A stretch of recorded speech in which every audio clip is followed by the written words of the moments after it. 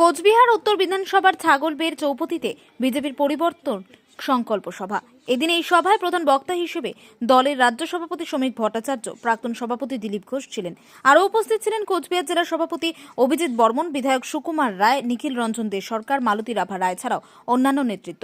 এদিনের এই সভায় বক্তব্য রাখতে গিয়ে শ্রমিক ভট্টাচার্য এবং দিলীপ ঘোষ রাজ্য সরকারের দুর্নীতির অভিযোগ তোলেন। এছাড়াও মন্ত্রী উদয়ন গুহ ও রবীন্দ্রনাথ ঘোষের বিরুদ্ধে সুর চড়ান তারা। যে আমার মা লক্ষ্মীর ভান্ডার পাচ্ছেন 1200 টাকা মাসে, আজকে সেও দোকানে গিয়ে সাবানটা যে টাকায় কিনছেন, আপনার এখানে বসে যিনি আমাদের বিধায়ক আছেন মালতী দি, তিনিও সেই টাকায় কিনছেন। এই মঞ্চে এমন কয়েকজন আছেন, ওই তো দাদা আছেন, বড় ব্যবসাপাতি করেন, জিজ্ঞাসা করুন, উনিও যে টাকায় দোকানে সাবান কেনেন 15 টাকা দিয়ে, আপনিও 15 টাকা দিয়ে সাবান কিনছেন। ট্যাক্সের টাকা কোথায় যাচ্ছে? যাচ্ছে কেন্দ্র সরকারের কাছে, রাজ্য সরকারের কাছে।